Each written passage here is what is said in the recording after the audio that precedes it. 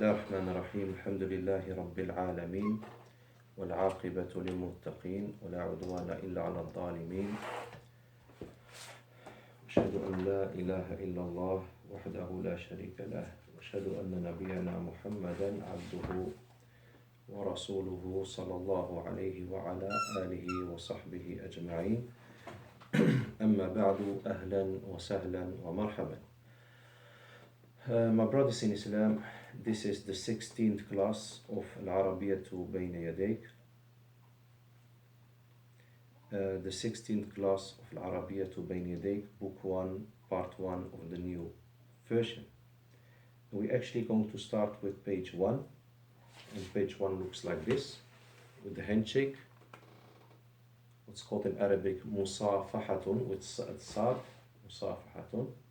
It's a handshake.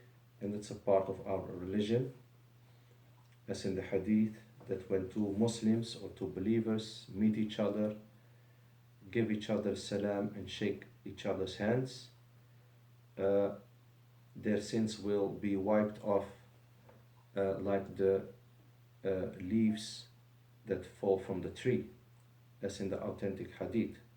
And the hadith says shaking hands. So shaking hands is a part of the religion, my dear brothers.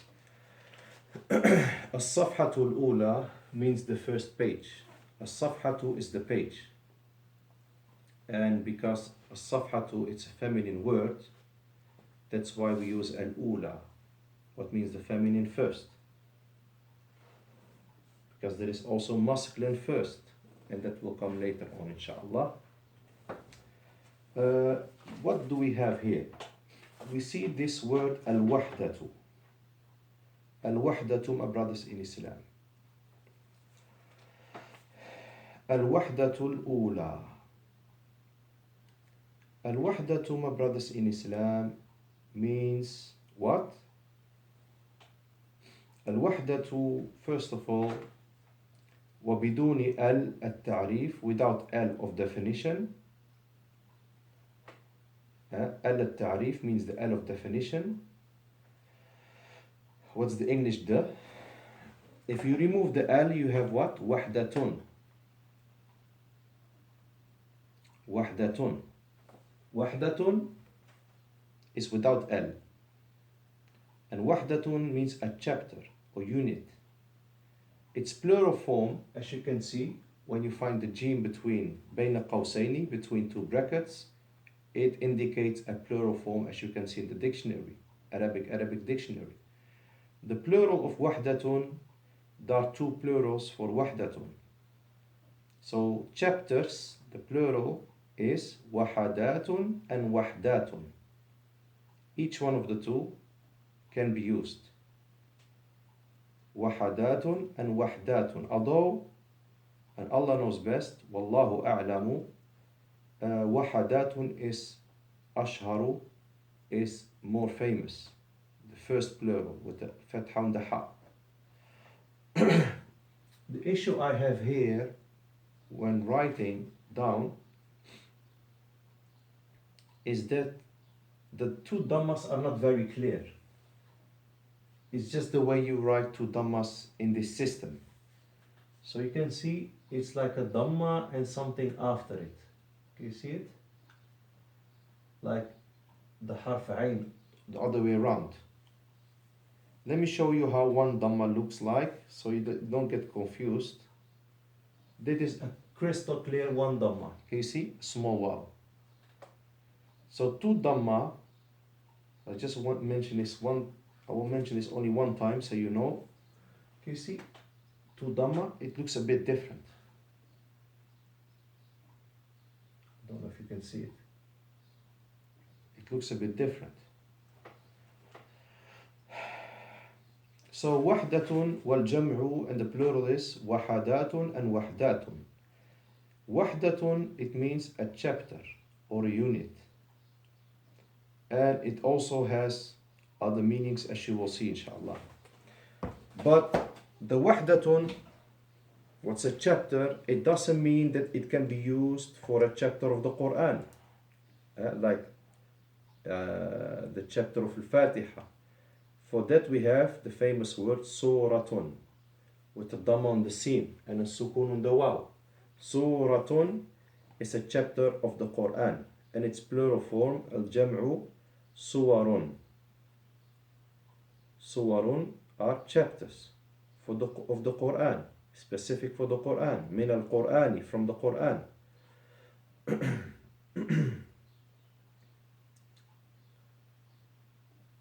And the word ووحدة وحدة مختلفة عن واحد. It's different from the word واحد, because some of the brothers, when they read this word al-wahdatu or wahdatun, they think about number one. No, you have wahdatun chapter and you have wahidun number one. So wahidun is one and wahdatun is chapter. وَمِن مَعَانِي وَحْدَةٌ, from the meanings of wahdatun is oneness or singleness, meaning being alone. وحدة. فعن ابن عمر رضي الله عنهما عن النبي صلى الله عليه وسلم أنه قال, on the authority of Ibn Umar, and that is Abdullah Ibn Umar radiyallahu anhuma, may Allah be pleased with him and his father, عن النبي صلى الله عليه وسلم أنه قال, that the Prophet صلى الله عليه وسلم said,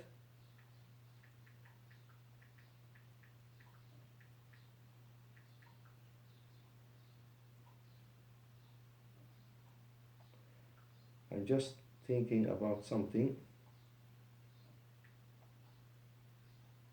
I want to mention that as well after this hadith.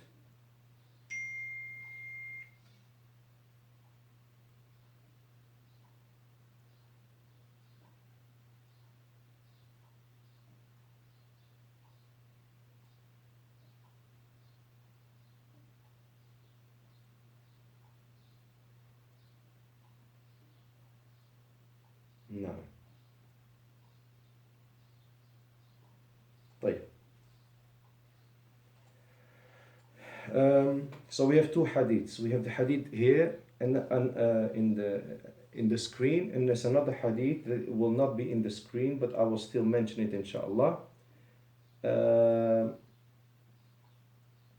So this hadith says, عن ابن عمر رضي الله عنهما, the authority of Abdullah ibn Umar radiallahu anhuma, عن النبي صلى الله عليه وسلم, that the Prophet صلى الله عليه وسلم said, قال means said, لو يعلم الناس ما في الوحدة ما أعلم. This is the word we have. See the word al-wahdati. لو يعلم الناس, if the people knew, ما في الوحدة, what is in being alone, ما أعلم, what I know. So if the people knew what I know of being alone, being like by yourself, just alone, ما صار راكب بليل وحده. If the people would know what I know of being alone, then a rider would not set out in the night alone. He would not travel alone. He would not set out alone. Rakibun is a rider. In the time of the Prophet ﷺ, they used to ride horses and camels. And the Prophet ﷺ advised not to travel alone. And another hadith, and that's the one I just found here, is that the Prophet ﷺ said, and it's also a hadith of Abdullah ibn Umar radiallahu anhuma, نهى أن النبي صلى الله عليه وسلم نهى عن الوحدة. The Messenger صلى الله عليه وسلم forbade الوحدة, loneliness, being alone. And then the Prophet صلى الله عليه وسلم explained أن الرسول صلى الله عليه وسلم نهى عن الوحدة, أن يبيت الرجل وحده. Abdullah bin Umar, he said that what the Prophet ﷺ forbade loneliness. أن يبيت الرجل وحده, that a person, a man sleeps alone.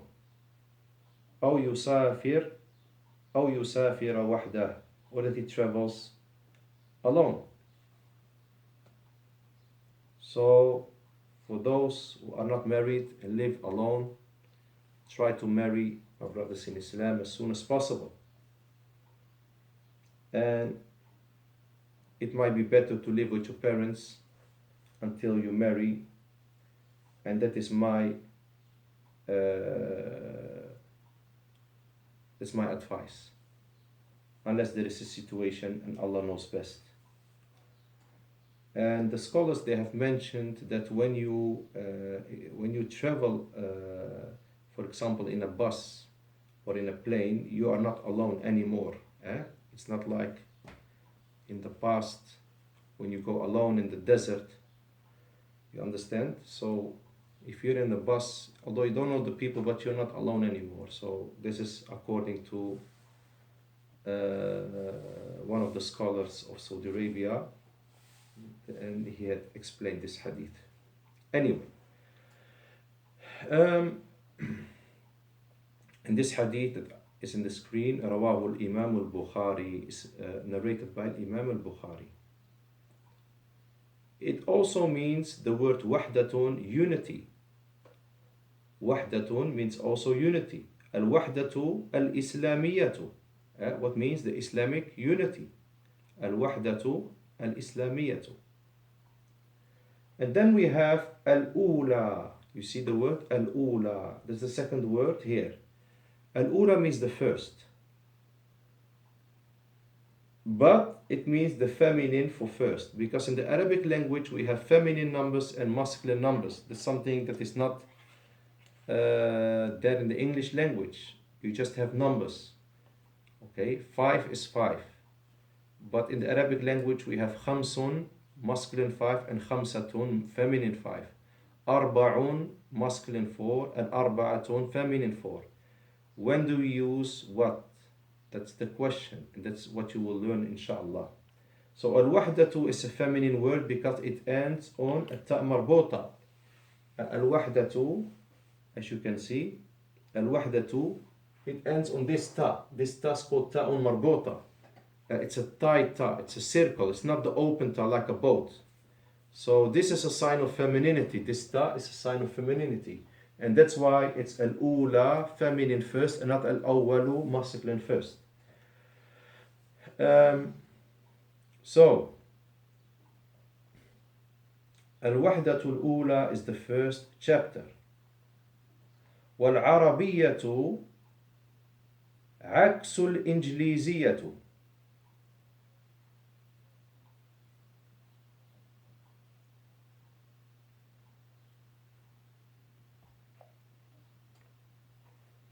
And the Arabic, meaning the Arabic language, is aksu, is the opposite of the English language, الإنجليزية.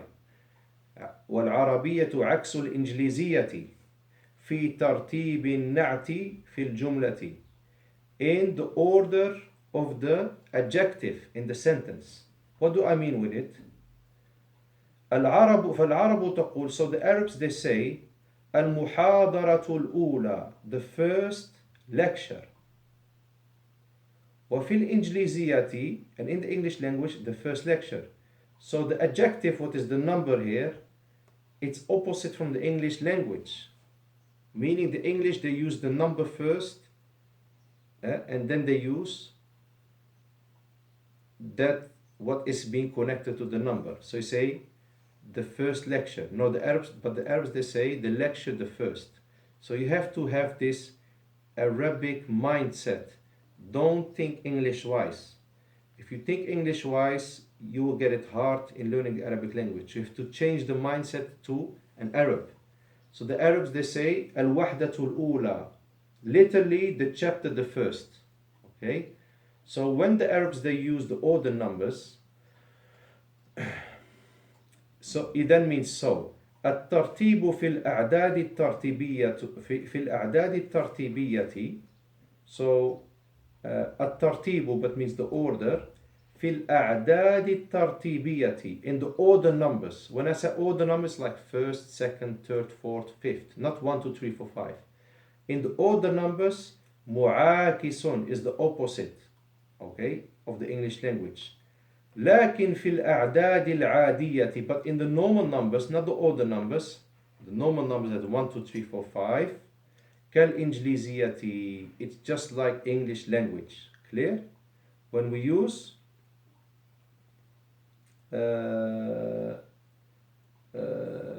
normal numbers, not the order numbers, like 5, 6, 7, it's just like English in order. So you say خمسة كتب, 5 books. So you see, I started with the number خمسة كتب, okay. ثلاثة أقلام, 3 pens. So here it's just like English. When is it opposite? When you use the order numbers, like 5th, 7th, okay. So I said the 5th student.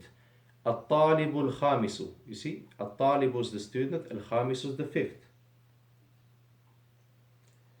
الوحدة الأولى, as you can see at the end of this word, الأولى, والحرف الأخير في كلمة الأولى ألف. The last letter in the word الأولى is ألف. والألف ألفان, and the ألف are 2 ألفs. And the ألف are 2 ألفs. ممدودة, the first one is called ممدودة, and it's a stick. There's the famous ألف. And ممدودة means literally stretched or lengthened. Okay, and that's why, you know, a mad, for those who have studied tajweed, a mad is when you lengthen it. ولا الضالين, 6 seconds. It's called a mad. You stretch it. So ممدودة is stretched or lengthened, and it's related to the word maddun. So this is the first alif, okay? Because some of you brothers, especially the new ones, when they see this, they might say al-uli. They might think it's a ya at the end of the word al-ula, but that's wrong, because there are 2 types of alif. The second alif is called what? Maqsuratun. Alifun maqsuratun. You can see it, brothers? Is this confusing? No. Because a ya has 2 dots below the letter, and the alif has never 2 dots below the letter. So if I put 2 dots here, then it's a ya. If I remove the 2 dots, it's an alif. And maqsuratun means confined or limited. Okay? It's a limited or confined alif. It's not stretched. وهي تشبه, and it looks like الياء. It looks like a ya. That's true. ولكن, but بدون نقطتين. بدون means without. نقطتين, 2 dots. وكل واحدة منهما, and each one of them, تستخدم is used في مواضع خاصة, in specific situations. مواضع, situations, and its synonym is موضع, and خاصة, specific. So there are rules when to use the ألف ممدودة and when to use the ألف مقصورة. Then after that, I want you, my brothers in Islam, to read the title. I want you to read the phrase. So before I read it, you read it, inshallah. You can start now.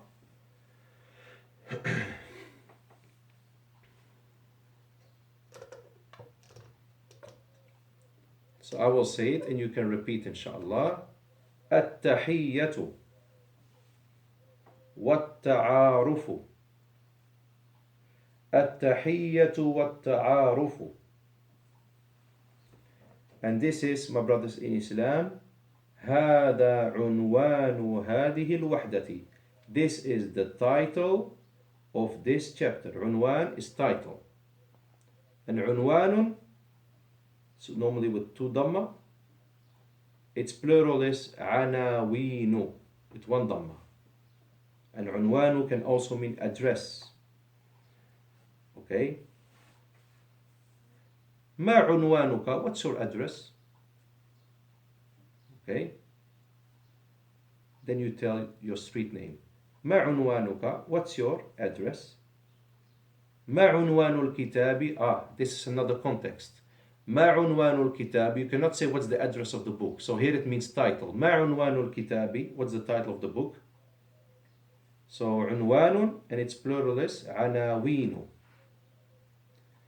So the title of this chapter is what? التحية والتعارف. And is it possible to start reading a chapter without knowing the meaning of the title?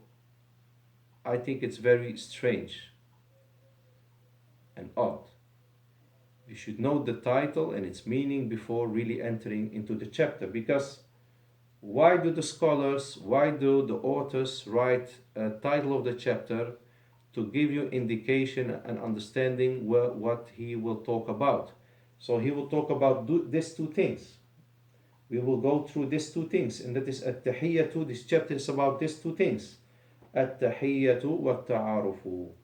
Wa-ma'na, and the meaning of at-tahiyyatu, the meaning of this word, at-tahiyyatu, is the greeting. At-tahiyyatu means the greeting. And if we remove alif al-ta'rif وبدون al-ta'rif, without the al of definition, because al means the, not a, it means tahiyyatun with two dhamma, what means a greeting. And its plural is tahiyyatun with the alif and open ta. Tahiyyatun means greetings. قال الله تعالى, Allah the Exalted said, وأدخل الذين آمنوا وعملوا الصالحات جنات تجري من تحتها الأنهار خالدين فيها بإذن ربهم تحيتهم فيها سلام. And focus upon this. تحيتهم. So it's in the Quran. تحيتهم فيها سلام. What does this ayah means in Surah Ibrahim 23? And those who believed and did righteous deeds will be made to enter gardens under which river flow, to dwell therein forever with the permission of their Lord. Their greeting, so tahiyyatuhum is their greeting. Fiha salamun. Therein, in the paradise, will be salam. Likewise, my brothers in Islam, the word tahiyyah is also used in a fiqh issue. وسمى العلماء الركعتين قبل الجلوس في المسجد B. The scholars of Islam, they have named the two rak'at, rak'atayn, قبل الجلوس, before sitting في المسجد, in the masjid, they have named it تحية المسجد. So the two rak'at you pray in the masjid before you sit down, it's called تحية المسجد. كالإمام النووي رحمه الله, like الإمام النووي رحمه الله في شرحه للحديث, in his explanation of the hadith 714, في صحيح مسلم, in the book صحيح مسلم, he called this two rak'at تحية المسجد, the greeting of the masjid. وهو قوله صلى الله عليه وسلم, he said this in his explanation of the hadith in Sahih Muslim, wherein the Prophet صلى الله عليه وسلم said, إذا دخل أحدكم المسجد. What does that mean? إذا دخل أحدكم المسجد, if or when, إذا means if or when any one of you enters the masjid, فليركع ركعتين, let him pray two raka'at, قبل أن يجلس, before he sits. So in his explanation he mentioned that this is tahiyatul masjid. Imam al-Nawawi mentioned this in his explanation. طيب. Then we have the letter wa. Wa means and. And in the Arabic grammar, it's called a conjunction or connecting letter or connection letter. Okay. Wa means and. وينبغي أن نتعلم أربعة أمور بخصوص. We have to learn 4 things with regards to the wow. There are 4 things that I want to mention concerning the wow. First of all, لا تكتب الواو في آخر السطر. The wow is not written at the end of the line. So in the English language, you can write a sentence and say for example in the line, Khalid went to Saeed, and then they went to the market, and then they went to the Masjid. So you can end the line with and. The wow can, in the Arabic language, can never be used at the end of the line. So if you want to continue, and you want to say, for example, Saeed and Khalid and Hamid. So if you're at the end of the line, you don't put the N, the wow there. You have to put it in the beginning of the new line. Okay? So the wow is never written at the end of the line. This is first of all. ثانيا, secondly, لا يوضع فراغ بينهما لا يوضع فراغ بينها وبين الكلمة التي بعدها. There is no space between it and between the word that comes after it. So there is no space between the wow and the word that comes after it. You understand me? So what I mean actually here, you never press the space bar after the wow. The wow comes very close to the next word, as you can see here. It's very near the word وَالتَّعَارُف. So you never press the space bar if you're writing on a laptop. The wow and the word after it, there is no space bar between them. Okay? So it's written very, very near. And you know that the wow cannot be joined to the next letter. Okay? You cannot, how do you say? For example, you cannot put the wow, you cannot join it to the ba. Okay? You cannot connect it, but it's very near it. It's very near it. There is no space between them. Look, here is a space between Bayna and al-Kalima. Is there a space between wow and Bayna? There is no space. Okay? So, there is no space between it and the word that comes after it. Okay? So the wow is written as part of the word that it links. Okay? It's like one word. And that's why you cannot put the wow at the end of the line. You have to put it with the word that comes after it. Now you understand the wisdom behind it. الكلمة التي بعدها تتبع ما قبلها في الشكل. The word that comes after the wow, follows. تتبع means follows what comes before it. في الشكل, in the reading symbols. في الحركات, in the vowels. The dhamma, fatha, kasra. That's what I'm talking about. So the word after the wow follows the same haraka as the word before it. Okay? So, I say, for example, I will give you 3 examples. I want to say Khalid and Saeed, 2 names. And I use the N before. So Khalidun has 2 dhamma, so وَسَعِيدٌ. Okay? So what comes after the wow should have the same harakas before the wow. If I say Khalidin wa Sa'idin, I have to say Sa'idin as well. Khalidan wa Sa'idan. I give them now all 2 fatha. Okay, so what comes after the wow should have the same haraka as before the waw. And the last thing, the waw is not changed or affected by gender. It's not changed or affected by gender. Okay, it's not. You don't have like something for feminine and masculine. Waw is used by both, plural or singular as well. Look, Khalidun wa Sa'idun, Khalidan wa Sa'idan, Khalidin wa Sa'idin, Khadijatu wa Hafsatu. I just give you some examples. Khalidun wa Hafsatu. You will later learn that feminine names have only one dhamma.